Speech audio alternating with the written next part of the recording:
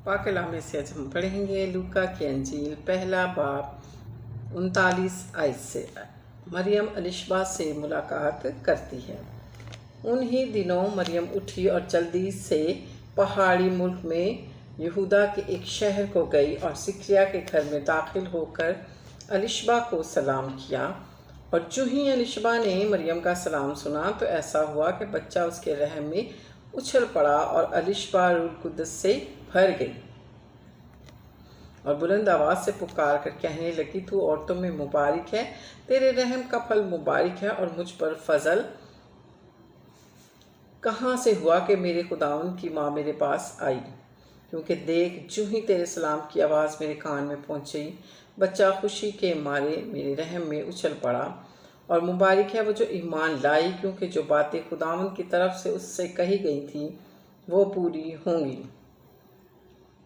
मरियम हम का गीत गाती। फिर मरियम ने कहा, मेरी जान खुदावन की बड़ाई करती है और मेरी रूह मेरे मुनज्जी खुदा से खुश हुई, क्योंकि उसने अपनी बंदी की पस्त हाली पर नज़र की। और देख, अब से लेकर हर ज़माने के लोग मुझको मुबारक कहेंगे, क्योंकि उस कादिर ने मेरे लिए बड़े बड़े काम किए हैं और उसका नाम पाक है और उसका रहम उन पर जो उससे डरते हैं पुश्त दर पुश्त रहता है।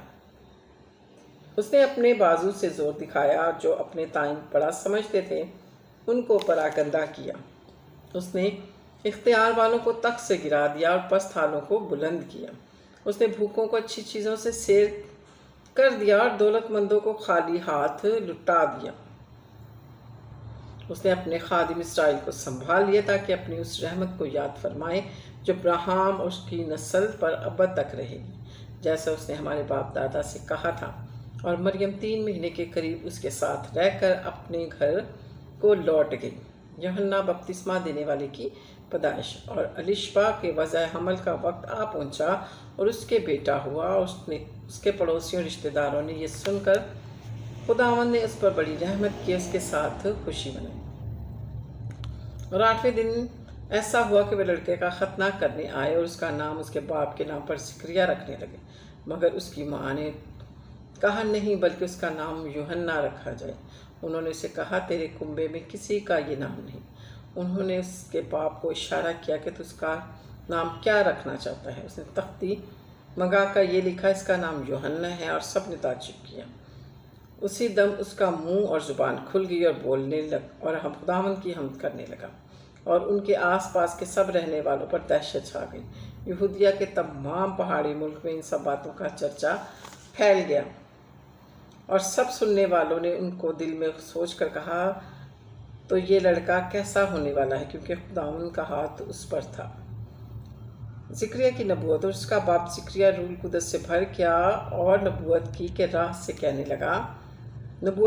कहने लगा, खुदावंद इस्राएल के खुदा की हम्द हो, क्योंकि उसने अपनी उम्मत पर तवज्जो करके उसे छुटकारा दिया और अपने खादिम दाऊद के घराने में हमारे लिए निजात का सिंह निकाला, जैसा उसने अपने पाक नबियों की ज़बानी कहा था, जो दुनिया के शुरू से होते आए हैं, यानी हमको हमारे दुश्मनों से और सब कीना रखने वालों के हाथ से निजात बख्शी, ताकि हमारे बाप दादा पर रहम करे और अपने पाक अहद को याद फरमाए, यानी उस कसम को जो उसने हमारे बाप अब्राहम से खाई थी कि वो हमें ये साबित या नायत करेगा कि अपने दुश्मनों के हाथ से छूट कर उसके हजूर पाकीज़गी और रास्तबाजी से उम्र भर बेखौफ उसकी इबादत करे।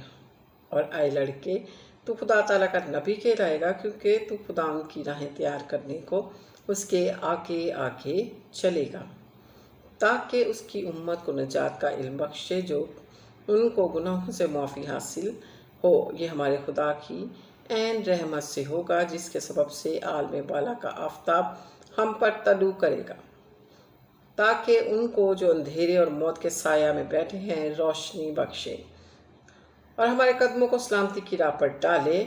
और वो लड़का बढ़ता और रूह में क़ुव्वत पाता गया और इसराइल पर ज़ाहिर होने के दिन तक जंगलों में रहा। पाक कलाम की पढ़ी और सुने जाने पर खुदावंद की बरकत हो, खुदावंद का शुक्र हो। Hallelujah, praise the Lord.